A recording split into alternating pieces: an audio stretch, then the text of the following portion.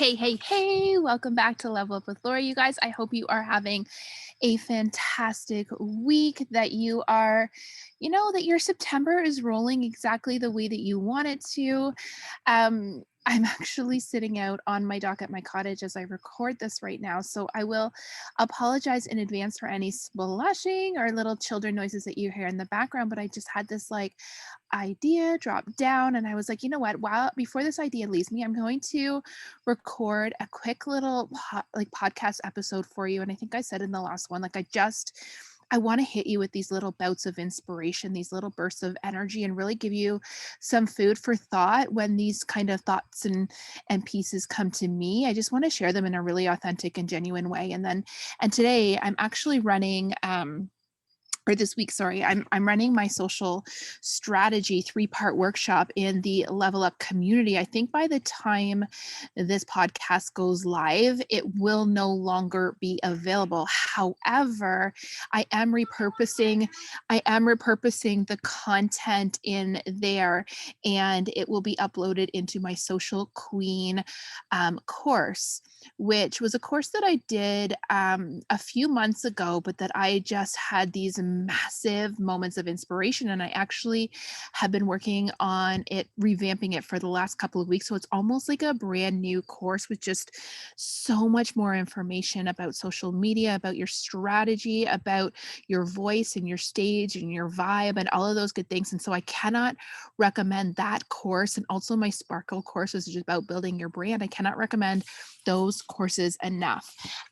Sparkle right now is a little bit more appropriate for network marketers, as it talks directly about the network marketing field, but I am planning to release a version just solely for online entrepreneurs.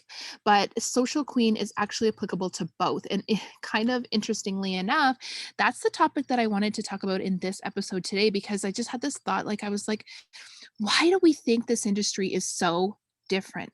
Why do we look at our network marketing businesses and we treat them differently than a normal online entrepreneur would treat them, right? And I think it's a little bit about almost like that franchise mentality where we sign up and we're given our game plan, right? We're handed our strategies, we're handed our products, we're told what works, and we're told to follow a model.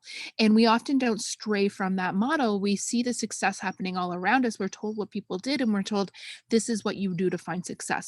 And I can honestly tell you that all of that works, right? I did it for years. I lived inside that hustle game for years, playing by everybody else's rules, doing all the things the other people did, and found a lot of success. And so I'm not knocking that level of success. I'm just knocking the life that I kind of built while I was achieving like that in that way, because it really wasn't aligned to who I was as a human. And I think it was because I wasn't seeing this business opportunity as the business opportunity that it is. Sure, it's a business in a box. There's a proven strategy and there's proven methods that work inside of it, but you are still an entrepreneur. You still have a business that is all yours. You still have the ability to build a brand that is uniquely and purposely and intentionally you. You still have a voice inside of this brand. You still get to choose. You guys, it's not just like adopt their colors, adopt their philosophies, adopt all of their tactics. Make this business you. Treat it like a real business and grow it like a real business in the way that you really will change your life, right? When you play inside that game, when you kind of shed the rules that everybody else is telling you that you need to have, maybe this gets to be yours, right? I think a lot of the times, a lot of our limiting beliefs come from the fact that we're network marketers and we've been judged in every facet of life, and we don't see ourselves as real entrepreneurs. But what I want you to define what an entrepreneur is for me, right? I want you to tell me, what is the freaking difference? And I think, honestly, I think this is one of the most incredible and powerful entrepreneurial opportunities on the market today, right? There's such a low cost of entry. There is such a proven track record of success. And yet you still get to be you. You still get to show up as you. You still get to be a brand, right?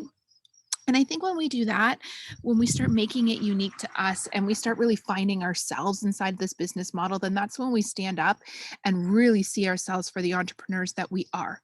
Because I don't know what I was waiting for. but I wasn't seeing it for that opportunity for years. I wasn't putting myself on that pedestal. I was almost thinking that I was less than because I was a network marketer, and, like, that's just plain bullshit, right? Just plain bullshit. I don't know, like, oh, the paycheck wasn't enough for me to define me as a real entrepreneur, the like, whatever. Like, I don't need to live by anybody else's standards. I don't need to play into anybody else's rules. I define who I am. I define what I'm building. I define what I'm here for, right? And I'm here to build multiple streams of income. I'm here to help other women do exactly the same thing. And I'm here to build a soul driven business, right? That aligns with my core values as a human being, that allows me to get my voice and out into the world, that allows me to have impact on this world in a way that resonates with who I am and what I stand for. And I want to believe that you're here for the same thing. So it's time to get out of our cookie cutter boxes. It's time to see ourselves as the entrepreneurs that we truly are. And I think sometimes one of the reasons why we don't see ourselves as an entrepreneur is because, like, it's just another way that we're playing small, right? It's just another way that we're allowing excuses to get into the way. Because you know what, when I just define myself as an entrepreneur, as a business owner, like, I judge myself in different ways when I don't show up, when I let things slip, when I don't make my business a priority, right? Totally, totally different. And so I would spend some time and ask yourself, like, what do you define yourself as? How do you look and regard your business? And is there some of that playing small in there? Is there a way that you can, like, stand up, stand a little bit taller and say, hey, this is what I'm here for. This is what I'm building. This is what my brand stands for. And yes, I sell products that other people sell, but I am a completely different entrepreneur. I am building a completely unique and intentional brand around, like, the stage that I want to step up on, and the conversations that I want to have, and the voice and the impact that I want to have in this industry. And so there's my little ramble for you today, you guys. I hope this has reached the right ears, and I hope that every single one of you sees yourselves as the incredible and the powerful entrepreneur that you are. And if you're like me and you just really didn't step onto that podium for a bit, like, allow yourself to step up onto it now. Allow yourself to see yourself for who you are and what you're here to build, right? Be driven by your purpose, be driven by your passion. Don't allow anybody else to put you into a box.